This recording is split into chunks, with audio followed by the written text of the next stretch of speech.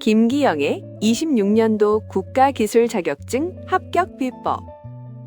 혹시 지금 책상 앞에 앉아서 국가기술자격증 수험서 이렇게 펼쳐놓고 계신가요? 아마 책장 한쪽엔 아직 다 보지도 못한 인터넷 강의 목록이 빼곡할지도 모르죠.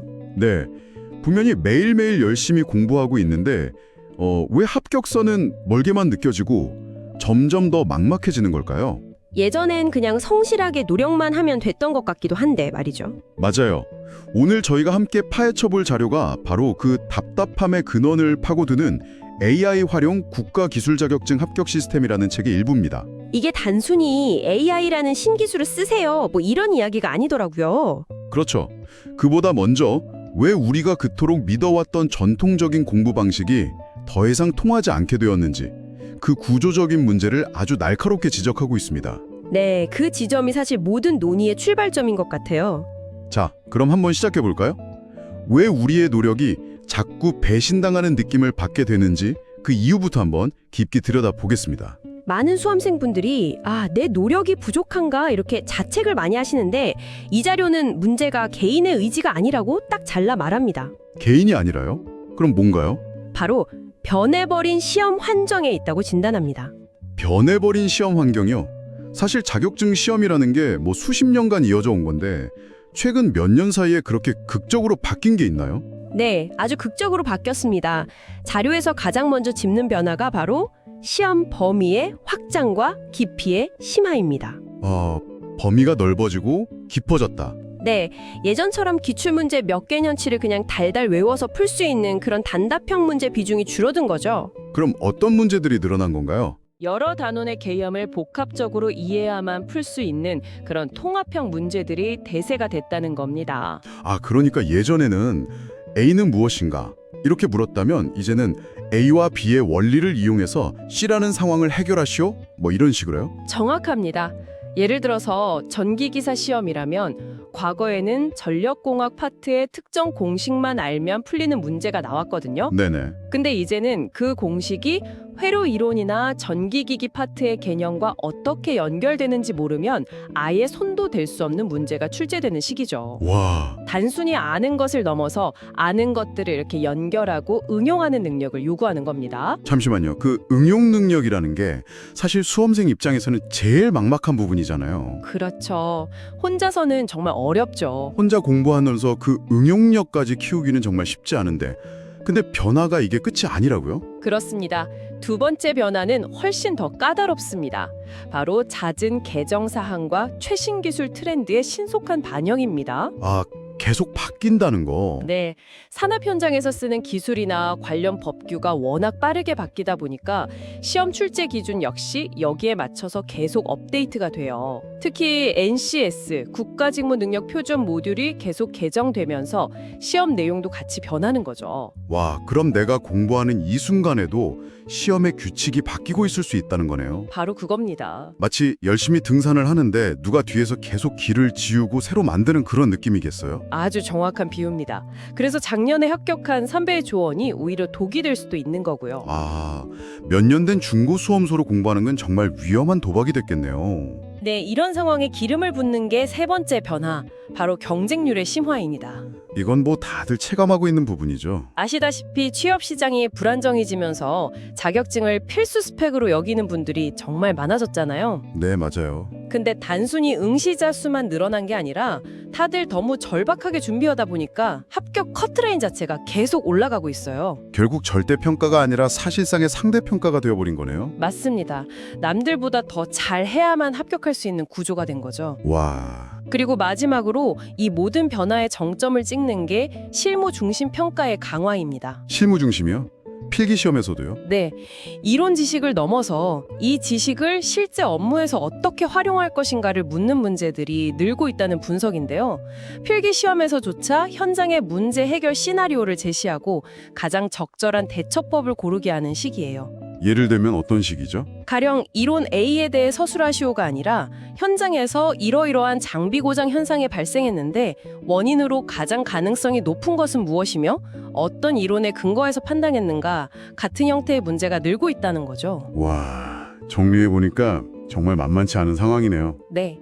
시험 범위는 넓어지고 깊어졌는데 내용은 실시간으로 바뀌고 경쟁자는 더 똑똑하고 절박해졌고 문제 스타일마저 현장 전문가 수준의 판단력을 요구한다니 수험생 입장에서는 그야말로 사면초가죠. 안개 속에서 어디가 정상인지도 모른 채 산을 오르는 기분일 것 같아요. 네.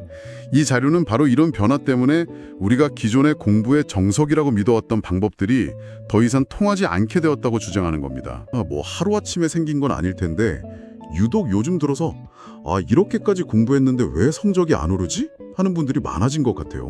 맞습니다. 이 자료는 그 원인을 바로 우리에게 익숙한 공부 방식 자체에서 찾고 있더라고요. 네, 나의 노력이 왜 결과로 이어지지 않는가? 라는 질문에 대해서 아주 냉정한 분석을 내놓습니다. 그게 뭔가요? 가장 큰 문제는 우리가 정보의 홍수 속에서 허우적대고 있다는 겁니다. 정보의 홍수요? 네, 좋은 자료를 찾는 게 중요한 게 아니라 불필요한 자료를 버리는 게 더 중요해진 시대가 됐는데 수험생들은 불안하니까 정반대로 행동한다는 거죠. 정말 뼈아픈 지적이네요. 저도 예전에 자격증 준비할 때 이 강사가 좋다 그러면 그 책 사고 저합격생이 추천하는 요약 노트 있으면 그것도 구하고 다들 그렇죠. 결국 책상 위는 자료로 가득한데 머릿속은 뒤죽박죽이 되는 경험을 했거든요. 결국 그 불안감이 시간을 갉아먹는 주범이었던 거네요. 맞습니다. 그 불안감에서 두 번째 문제가 파생돼요.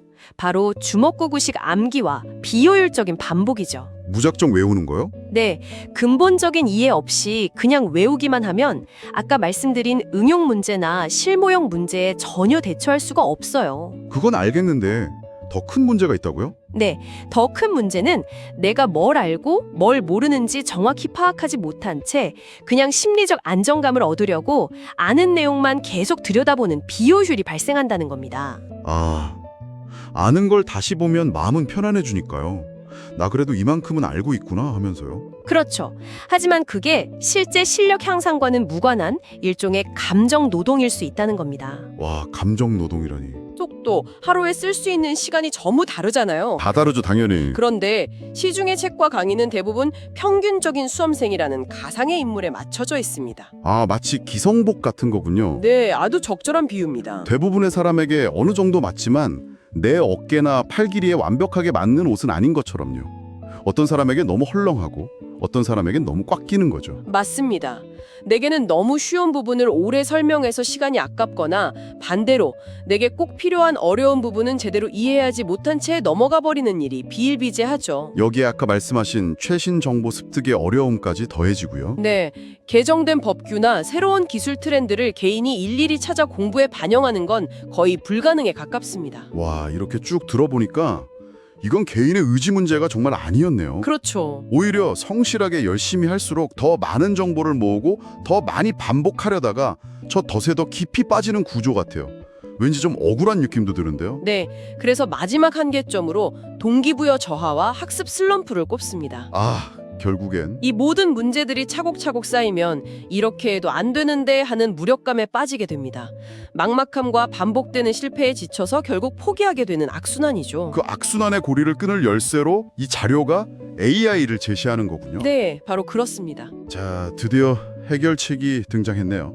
솔직히 AI가 공부를 도와준다는 말은 이제 좀 흔한데 막상 써보면 그냥 자료 요약해주거나 검색을 좀 더 편하게 해주는 수준일 때가 많잖아요. 네, 그런 경험들 많이 하시죠. 이 자료에서 말하는 학습혁명이라는 거창한 표현을 쓸 만큼 AI가 정말 이 모든 문제를 해결할 수 있는 건가요? 네, 이 자료는 현재 우리가 접하는 그런 범용 AI 챗봇을 넘어서 자격증 시험 합격이라는 명확한 목표에 특화된 AI 시스템을 전제로 이야기합니다.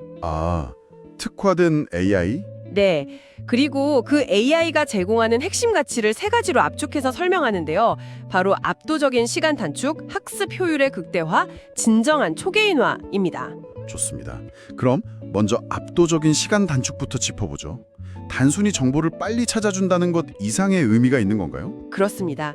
여기서 말하는 시간 단축은 정보 검색 시간을 줄여주는 수준이 아니에요. 그럼요. 수험생이 합격에 필요한 정보를 찾고 정리하고 요약하고 출제 경향에 맞춰서 중요도를 분류하는 이 모든 학습 준비 활동 자체를 AI가 대신해 주는 겁니다.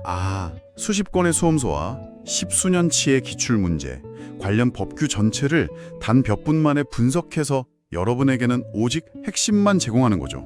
그 말은 책상에 앉아서 오늘은 뭐부터 공부해야 하지 고민하고 방대한 양의 자료 앞에서 한숨 쉬는 그 막막한 첫 단계가 거의 사라진다는 의미네요. 네, 심지어 그 핵심 내용을 바탕으로 개인화된 요약 노트나 암기 카드, 예상 문제까지 자동으로 생성해 줍니다. 와, 학습을 위한 정리 노동에 쓰던 시간을 제로로 만들고 오직 이해와 암기라는 학습의 본질에만 집중할 수 있게 해주는 거죠. 굉장히 강력하네요. 근데 AI가 핵심만 뽑아준다고 할 때 혹시 중요한데 덜 중요하다고 잘못 판단해서 빼먹는 경우는 없을까요? 그 판단을 100% 신뢰해도 괜찮을까요? 아주 중요한 질문입니다. 그래서 두 번째 가치인 학습 효율의 극대화가 필요한 겁니다. 아, 그게 이걸 보완해 주는군요. 네, 신뢰도 높은 AI 시스템은 단순히 키워드 빈도수로 중요도를 판단하지 않거든요. 최신 출제 경향, NCS 개정 내용, 관련 법규의 변화 같은 다층적인 데이터를 종합적으로 분석해서 가중치를 매깁니다. 실시간으로요? 네, 그리고 실시간으로 업데이트되는 최신 정보들을 즉각 학습 계획에 반영하죠. 아까 말씀하신 계속 바뀌는 시험 규칙에 대한 완벽한 대응책이 되는 겁니다. 아, 단순히 정적인 텍스트를 분석하는 게 아니라 계속 변화하는 시험 환경 데이터를 동적으로 반영한다는 거군요. 맞습니다. 그리고 효율 극대화의 정점은 바로 오답 패턴 분석에 있습니다. 오답 패턴 분석? AI는 여러분이 어떤 유형의 문제에서 어떤 개념을 왜 반복적으로 틀리는지를 정밀하게 분석합니다. 그리고 그 가장 취약한 고리만 끊어낼 수 있도록 최적화된 복습 경로와 유사 변형 문제를 제시하죠. 와, 아는 건 넘어가고 모르는 것만 다시 보자. 이걸 인간의 감이나 추측이 아닌 데이터를 기반으로 시스템적으로 구현해 주는 겁니다. 마치 최고의 스포츠 트레이너가 선수의 데이터를 분석해서 가장 필요한 근력 운동만 콕 집어 처방해 주는 것과 같네요. 네. 약점은 집중 보완하고 강점은 유지하는 아주 전략적인 접근이 가능해지겠어요. 그리고 마지막, 이 자료에서 가장 혁신적이라고 말하는 부분이 바로 진정한 초개인화 학습입니다. 초개인화? 이건 단순히 개인별 학습 계획을 짜주는 수준을 넘어섭니다. AI는 여러분의 현재 지식 수준, 학습 속도, 그리고 최종 목표를 실시간으로 파악해서 학습 내용의 난이도와 설명 방식까지 조절해 줍니다. 설명 방식까지 조절해 준다니 그게 가능한 건가요? 네.